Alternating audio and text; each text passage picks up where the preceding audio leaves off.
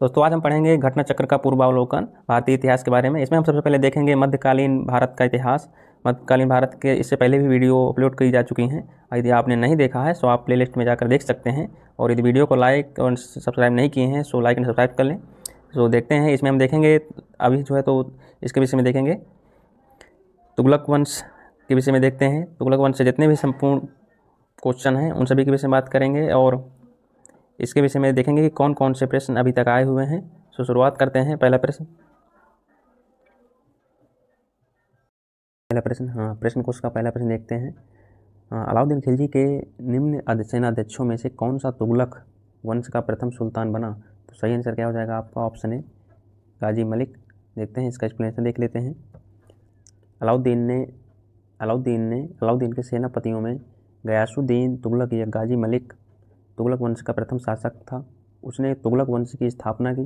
गयासुद्दीन तुगलक अलाउद्दीन खिलजी के शासनकाल में कई महत्वपूर्ण अभियानों का नेतृत्व किया था तथा उसे मुल्तान तथा दीपालपुर का गवर्नर नियुक्त किया गया था। इब्न बतूता के अनुसार 29 अवसरों पर उसने मंगोलों के विरुद्ध विजय प्राप्त किया, उन्हें भारत से बाहर खड़ेदा, इसलिए वह गाजी मलिक के नाम से प्रसिद्ध हुआ। खुसरो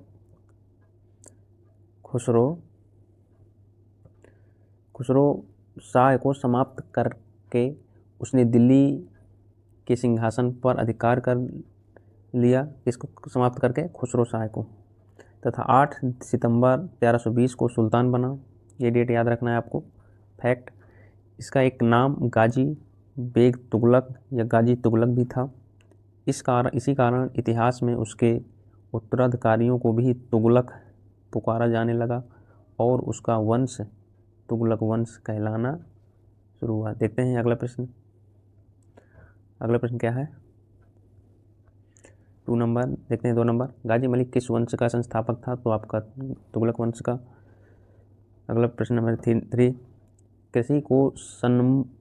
कृषि को समुन्नत करने के लिए नहर खुदवाने के संदर्भ में 14वीं शताब्दी का निम्नलिखित में पहला शासक होने का श्रेय किसे दिया जाता है?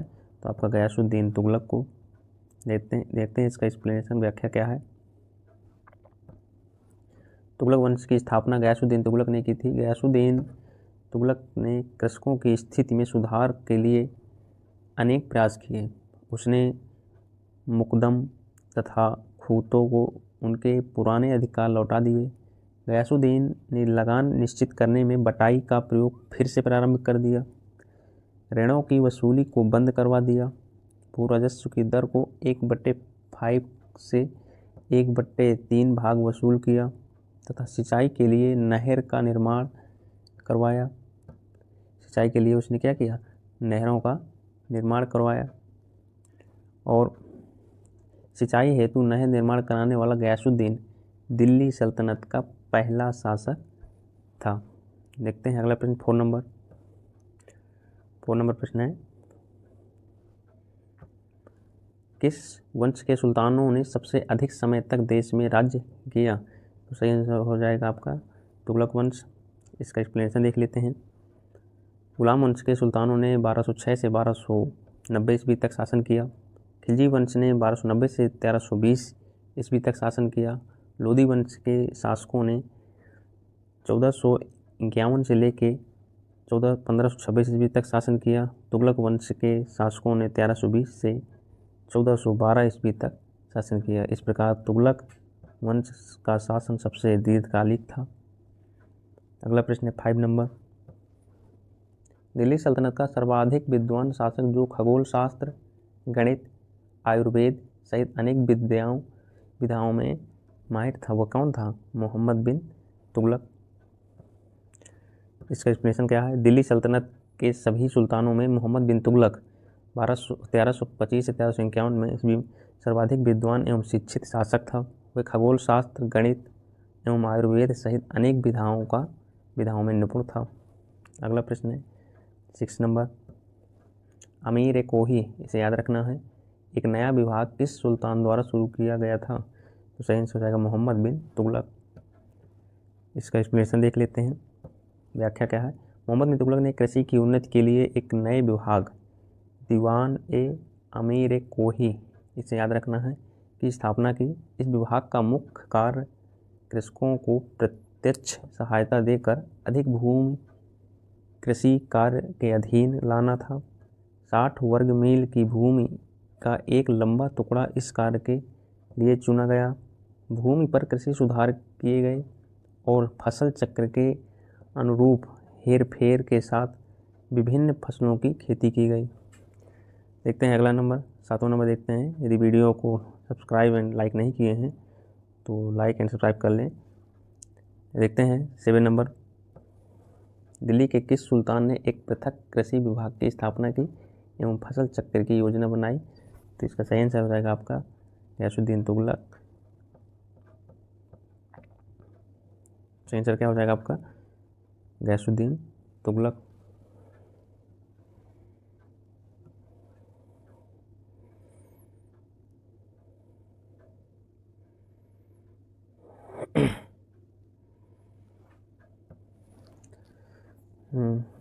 अगला प्रश्न देखते हैं 7 नंबर, दिल्ली के किस सुल्तान ने एक पृथक कृषि विभाग की स्थापना की एवं फसल चक्र की योजना बनाई थी? तो सही आंसर क्या हो जाएगा आपका? गयासुद्दीन तुगलक हो जाएगा 7 नंबर।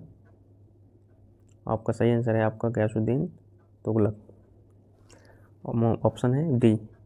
8 नंबर देखते हैं, दीवाने कोही किससे संबंधित है? तो ये भी सही आंसर क्या होगा? मोहम्मद तुगलक, मोहम्मद तुगलक।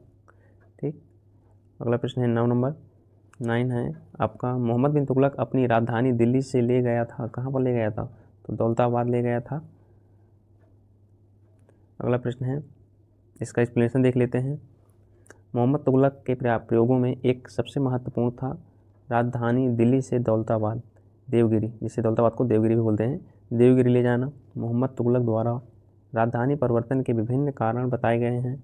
बर्नी के अनुसार साम्राज्य के केंद्र में स्थित होने के कारण देवगिरी को राजधानी बनाया गया। अगला प्रश्न है 10वां नंबर,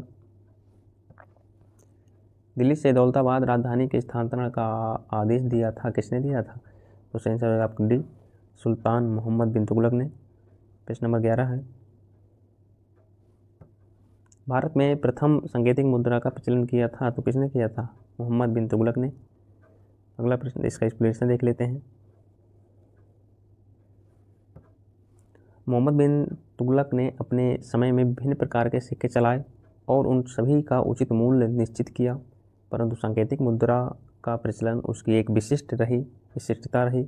बर्नी के कथानुसार खजाने में चांदी की कमी और साम्राज्य विस्तार की नीति को कार्य रूप में परिणत करने की वजह से मोहम्मद बिन तुगलक को सांकेतिक मुद्रा चलानी पड़ी।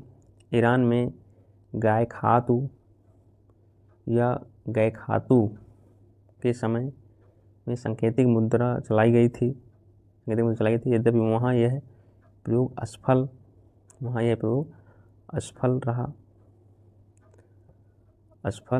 हुआ था, परंतु चीन में कुबलई खान के समय में सांकेतिक मुद्रा का प्रयोग सफलतापूर्वक किया गया था। संभवतः नवीन अन्वेषणों का प्रयोग करने वाले मोहम्मद तुगलक ने उन देशों से प्रेरणा प्राप्त की। आधुनिक इतिहासकारों का यह भी कहना है कि उसके समय में संपूर्ण विश्व में चांदी की कमी हो गई थी और भारत में तो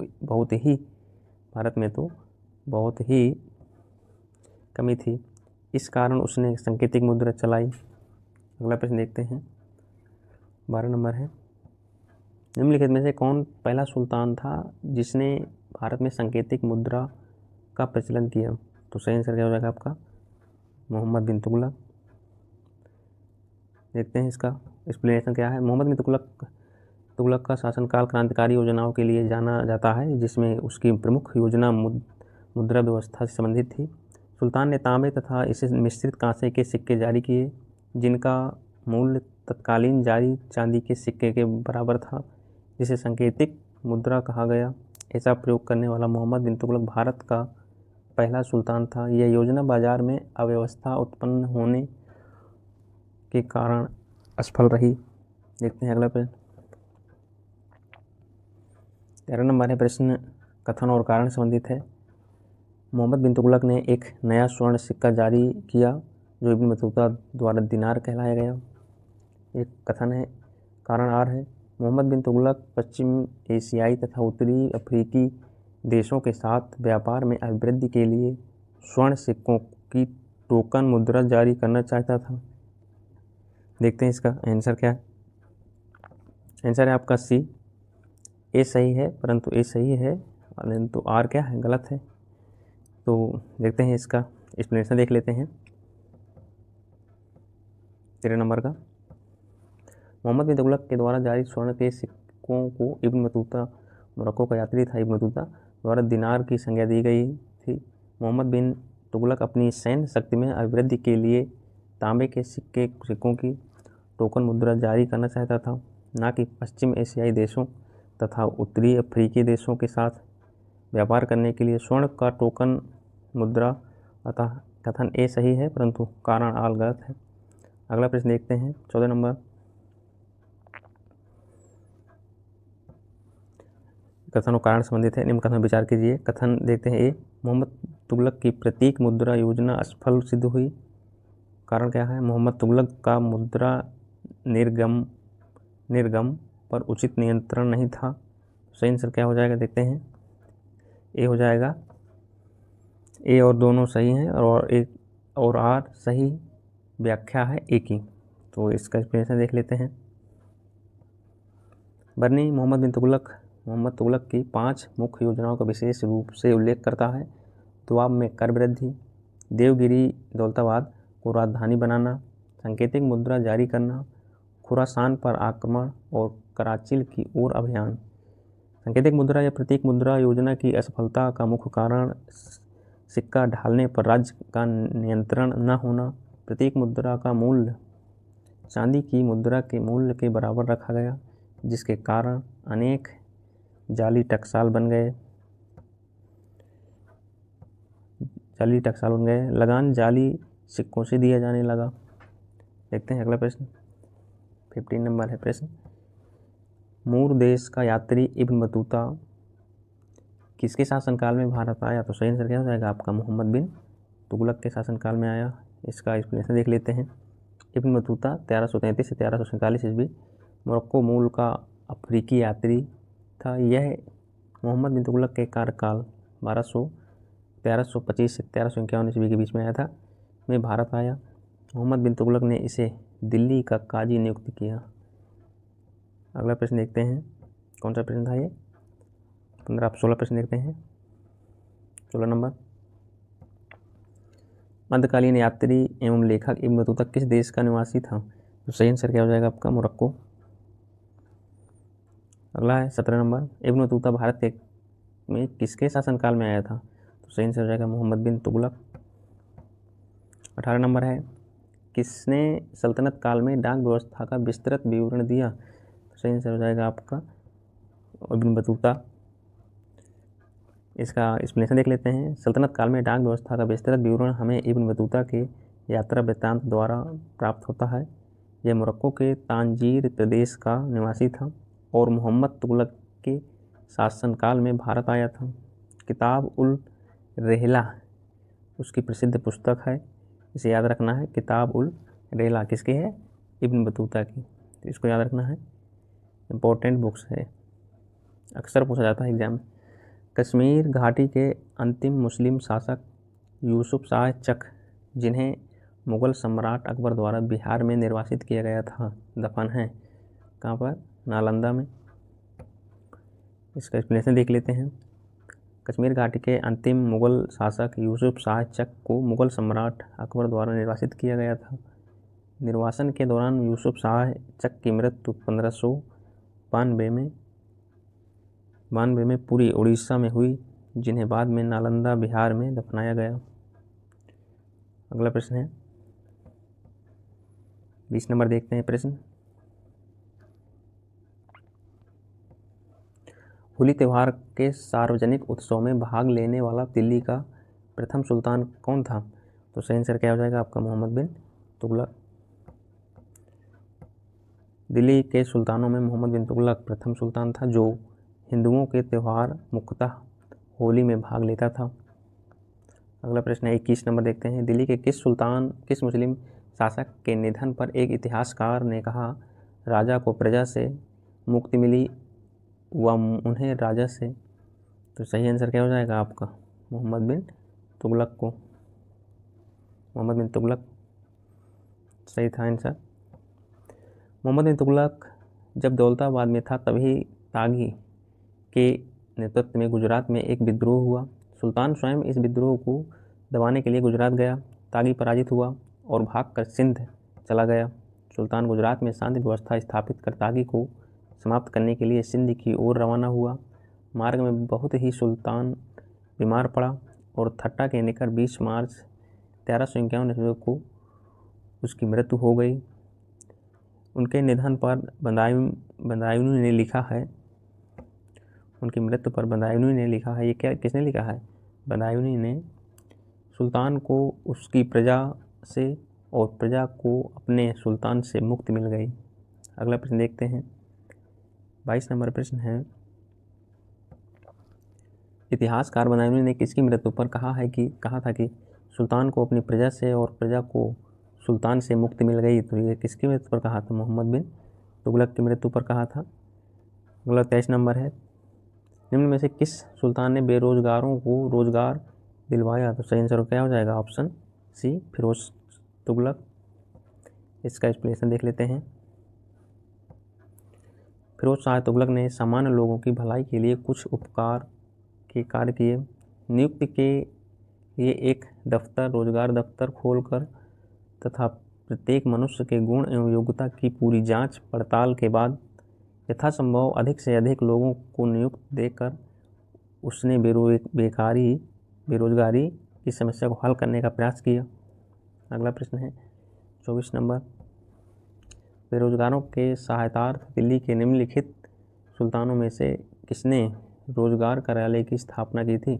तो सही आंसर क्या हो जाएगा? फिरोज शाह तुगलक ने रोजगार कार्यालय की स्थापना की थी। 25 नंबर है,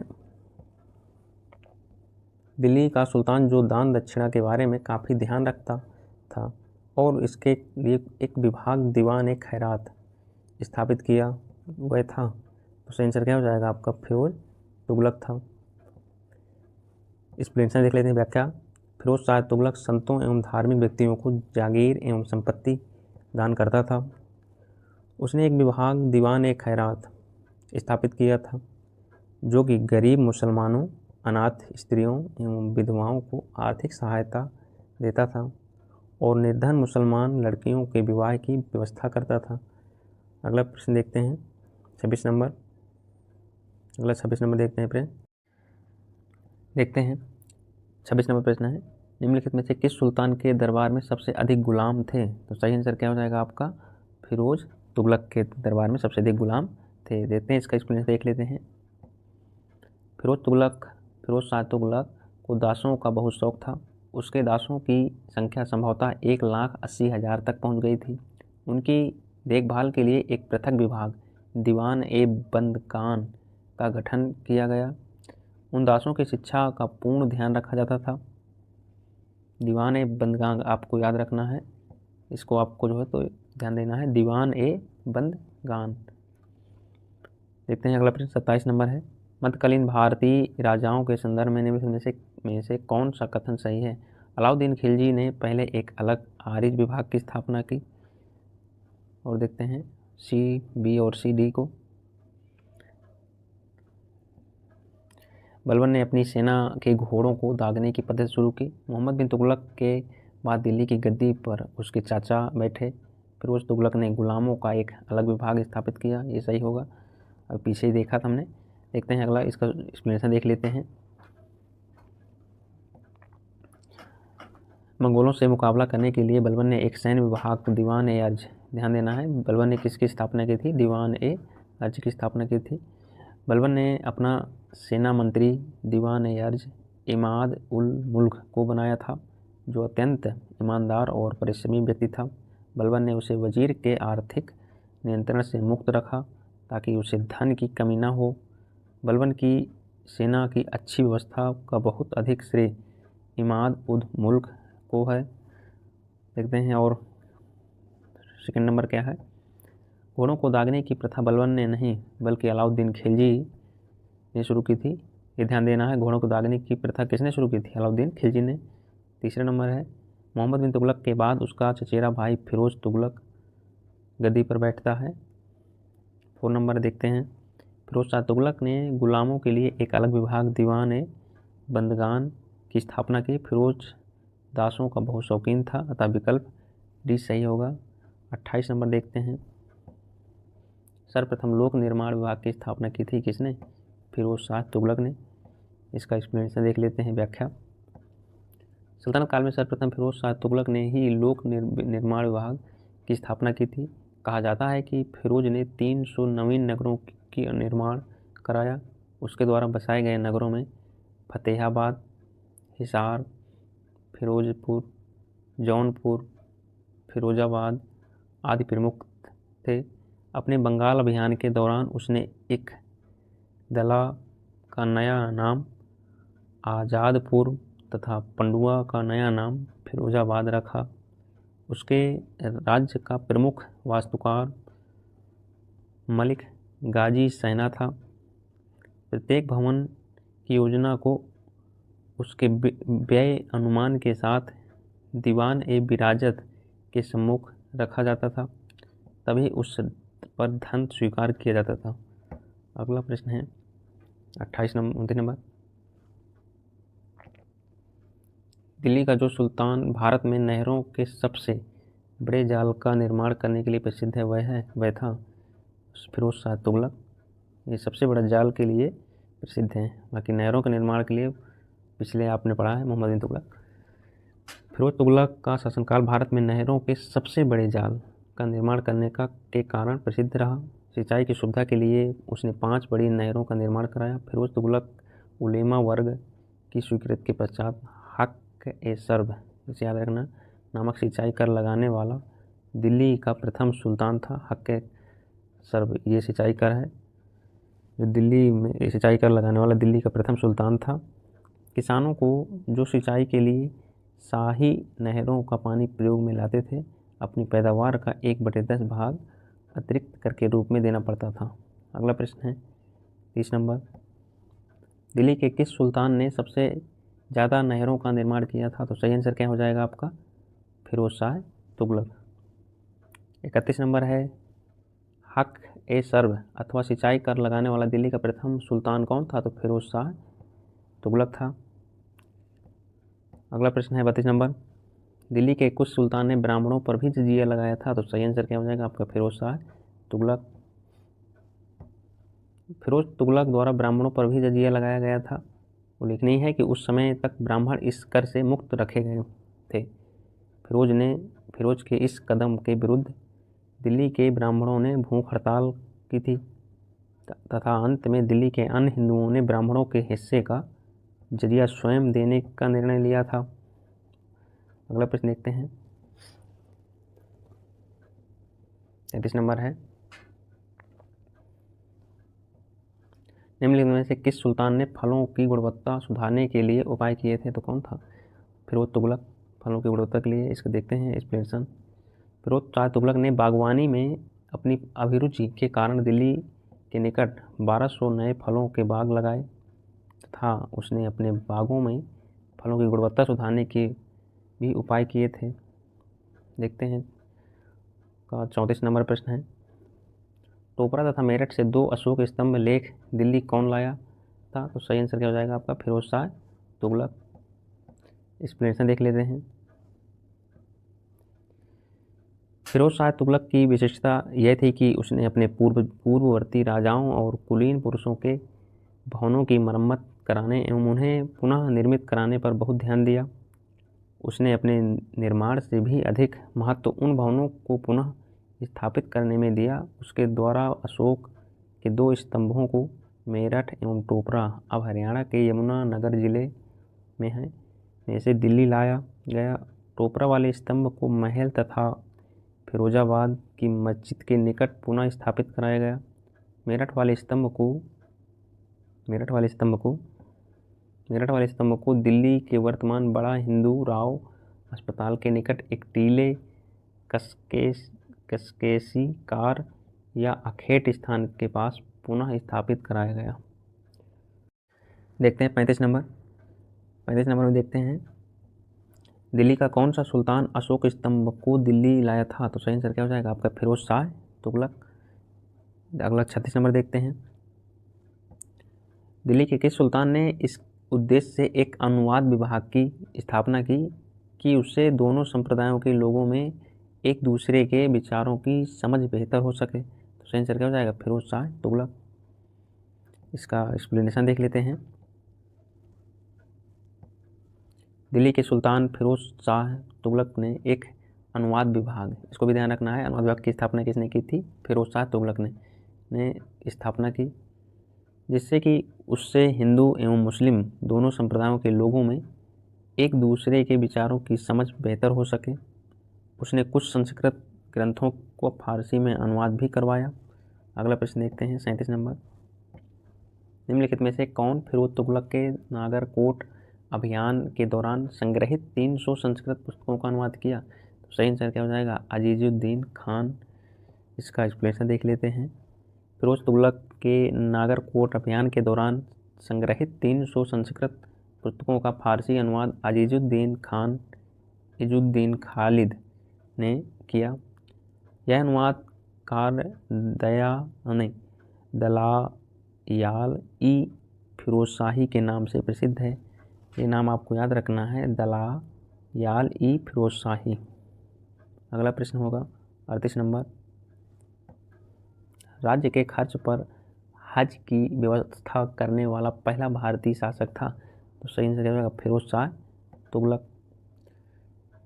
देखते हैं इसका व्याख्या क्या है, राज्य के खर्च पर हज की व्यवस्था करने वाला पहला भारतीय शासक फिरोज तुगलक था। उसने दारुल सफ़ा, इसको ध्यान देना है, दारुल सफ़ा नामक एक खैराती अस्पताल की स्थापना की थी और उसमें कुशल हकीम रखे। अगला नंबर है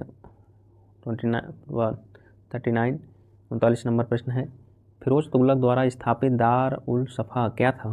तो यह एक दानशाला था, एक खैराती अस्पताल था, एक पुस्तकालय, तीर्थयात्रियों के लिए एक अनुमति थी। तो क्या था? सही आंसर हो जाएगा बी, एक खैराती अस्पताल। अगला प्रश्न है 40 नंबर देखते हैं, दिल्ली सल्तनत के तुगलक राजवंश का अंतिम शासक निम्नलिखित में से कौन था? तो सही आंसर क्या हो जाएगा आपका? अंतिम सही आंसर क्या हो जाएगा आपका? नासिरुद्दीन महमूद शाह। इसका 40 नंबर देखते हैं, इसका एक्सप्लेनेशन देख लेते हैं,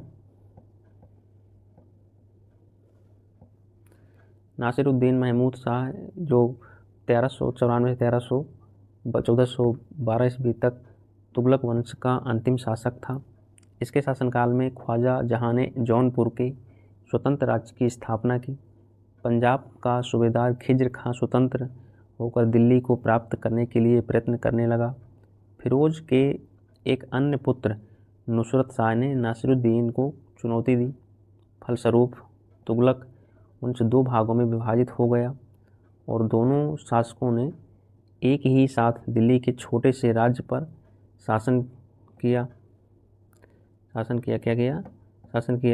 दिल्ली में रहा और नुसरत शाह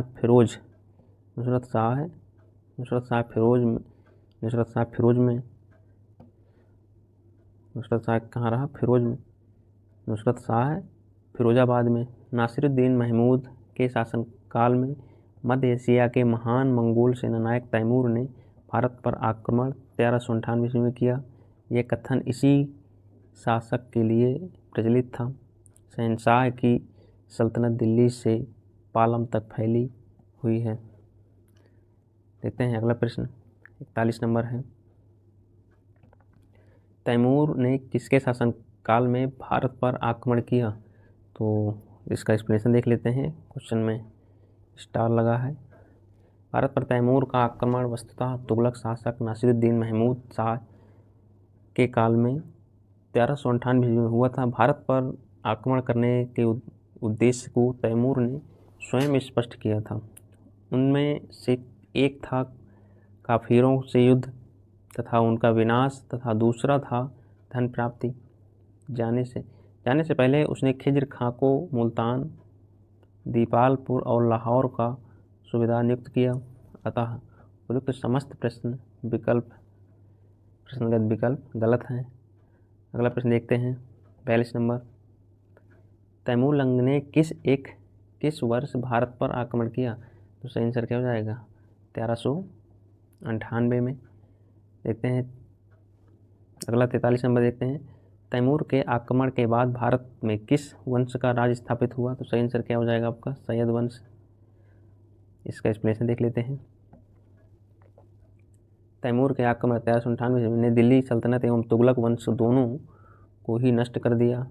1412 में नासिरुद्दीन महमूद शाह की मृत्यु के साथ ही तुगलक वंश का अंत हो गया। 1413 ईस्वी में सरदारों ने दौलत खां को दिल्ली का सुल्तान चुना, परंतु उसे खिज्र खां ने पराजित कर दिया। वह तैमूर द्वारा नियुक्त लाहौर का सूबेदार था। तैमूर के आक्रमण के बाद 1414 ईस्वी में उसने दिल्ली पर अधिकार कर एक नए वंश सैयद वंश की नींव डाली।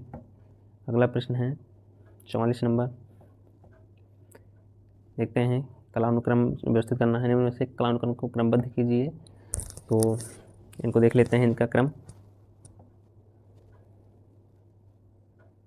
रुकनुद्दीन 1236, मुबारक खां 1236 से 1216 से 1316 से 1320, फिरोज शाह तुगलक 1351 से 1388, आलम शाह 1445 से 1451। रुकनुद्दीन 1237 ईस्वी में इल्तुतमिश की मृत्यु के बाद शासक बना, जबकि इल्तुतमिश ने रजिया को अपना उत्तराधिकारी नियुक्त किया था। मुबारक खां 1316 ईस्वी में मुबारक खिलजी के नाम से दिल्ली का शासक बना, सुल्तान बना। दिल्ली का सुल्तान कब बना? 1316 में। फिरोज शाह तुगलक 1351 से 1388 ईस्वी तक दिल्ली का सुल्तान रहा तथा सैयद वंशी शासक आलम शाह 1445 से 1451 ईस्वी तक दिल्ली का सुल्तान रहा। अब देखेंगे नेक्स्ट टॉपिक है आपका लोधी वंश। इसके जो भी प्रश्न आए हुए हैं उनको सभी देखेंगे।